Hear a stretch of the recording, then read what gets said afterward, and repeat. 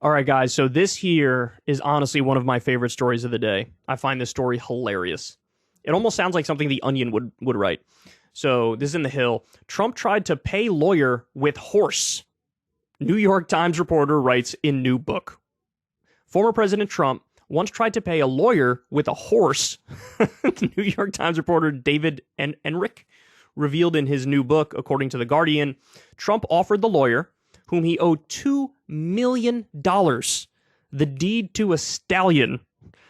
Enrich, I don't know how you say that, reported in Servants of the Damned, Giant Law Firms Donald Trump and the Corruption of Justice, out next week. The unidentified lawyer from a law firm that worked for Trump in the 1990s visited the former president at Trump Tower after he refused to pay, according to The Guardian. Quote, Trump made some apologetic noises. Then he said, I'm not going to pay your bill.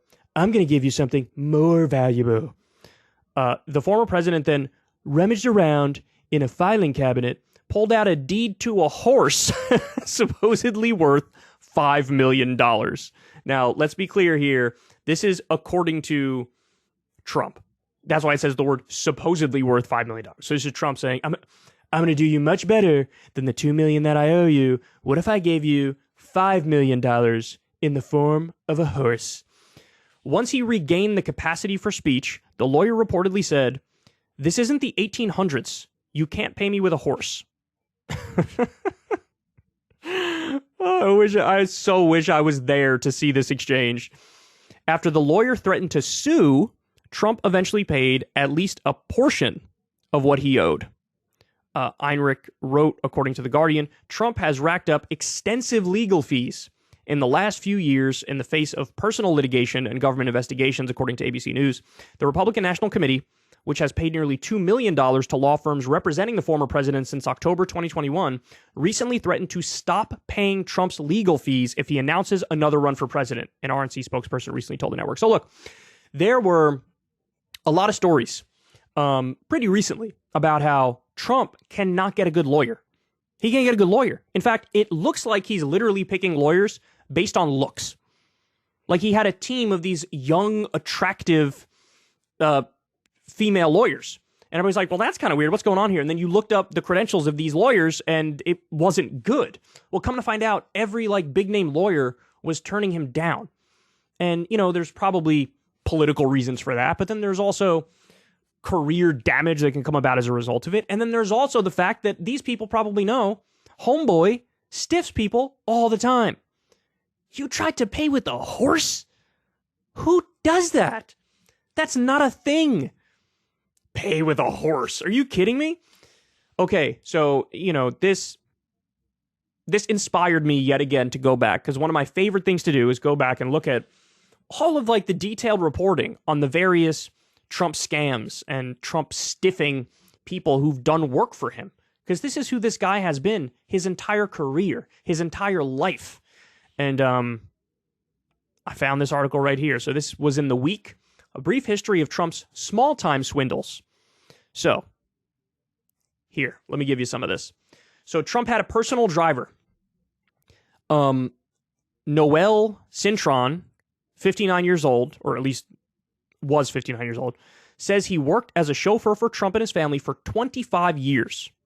On top of a mammoth unpaid overtime bill, 3,300 hours in the last 6 years, Cintron says he only got a raise twice after 2003 to $68,000 in 2006 and then to $75,000 in 2010.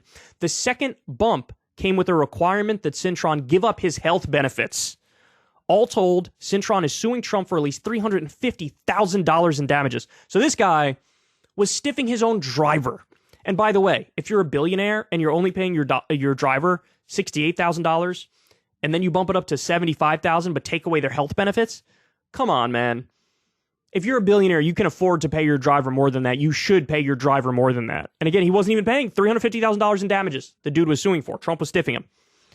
A Philadelphia cabinet maker, Edward Friel Jr., owned a family business that harked back to the 1940s. During the Atlantic City boom 4 decades later, he landed a $400,000 contract to make slot machines, bars, desks, and other furniture for Harrah's at Trump Plaza. But Trump refused to pay the final bill of around $84,000. Friel's son suspected that Trump also used his clout in the industry to block the company from getting other Atlantic City contracts. Friel had to file for bankruptcy a few years later. Stiffed him on his last payment, destroyed the guy's career. A paint seller and event workers in Florida. After putting in long hours for a special event at Trump National Doral, a Miami resort, 48 servers had to sue for unpaid overtime. 48 servers. The settlements averaged around $800 per worker, but went as high as $3,000 in one case. On top of that, a paint shop owner named Juan Carlos Enriquez also sued Trump's business, claiming he never got the final payment for a paint shipment to the same resort. In 2017, after a 3-year legal fight, a court found in Enriquez's favor and ordered Trump's company to pay the final $32,000 bill plus $300,000 in legal fees. See, look, this one, and by the way, this is a nothing story as far as Donald Trump is concerned. Like, nobody talks about this. Nobody even knows this story. Here's just one example of many examples of a time where Trump was successfully taken to court, where the dude won the final payment of $32,000 and then the $300,000 in legal fees. He actively makes a choice to stiff his workers. He actively chooses to do that. Now, this is the guy that they tell you is a fighter for the working class. This is the guy who they think is representing them, the MAGA wing of the Trump party, of the Republican Party. They think this guy's representing them. He doesn't give a fuck about you. You are the mark.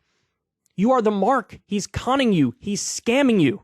And by the way, that was proven recently with some of the stuff that came out of the January 6th hearing, where we learned Trump was sending out these emails saying, you got to donate to us because we're going to stop the steal. We're going to make sure the rigged election doesn't go into effect and Biden doesn't become president, and we're fighting on that front.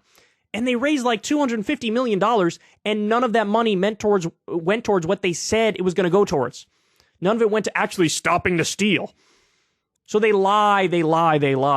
A drapery business in Las Vegas. Back in 2007, Larry Walters got an order for over $700,000 of curtains, pillow covers, and bedspreads for Trump's hotel in Sin City. Walters said additional orders grew the job to $1.2 million, but the developer, a joint venture LLC called Trump Ruffin, only paid $553,000, so half of what he owed. Eventually, Walters responded by halting work and keeping the remaining fabric as collateral. Trump Ruffin sued, and sheriff's deputies actually showed up at Walters' business to take the fabric away. Knowing they could drag the legal fight out, Walters eventually settled for $823,000, about $380,000 short of what he said he was owed. He closed the business in 2011. According to court records, Walters never had a dispute with any other client. Trump is destroying these business people. He's ruining them. He's ruining them to nickel and dime them because that's who he is. This is the kind of guy who tries to pay a lawyer with a fucking horse. Let's keep going. These are interesting to me. A lot of these, I didn't know, man. I didn't know a lot of these. I heard about all the bigger ones, Obviously, Trump having to pay out, I think the number was $27 million over Trump University because it was a scam. It was a fraud. He was doing classic scam tactics like upselling. I knew that one, but I didn't know a lot of these because these are the quote-unquote small-time swindles, which are dealing, with, in some instances, millions of dollars. A toilet maker in Atlantic City. It was 1988 when Forrest Jenkins won a $200,000 contract to install toilet partitions at Trump's Taj Mahal in Atlantic City. For a modest business like Jenkins, it was a huge score. But thanks to the enormous debts Trump built up, the casino went belly up just a few years later, and the payment never came.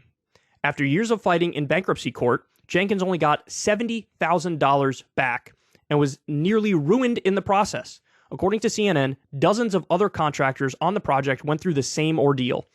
There's plenty more, like the jewelry store owner who was strong-armed out of his kiosk in Trump Tower, or the West Palm Beach chandelier company that Trump sued to avoid paying half of a $34,000 bill.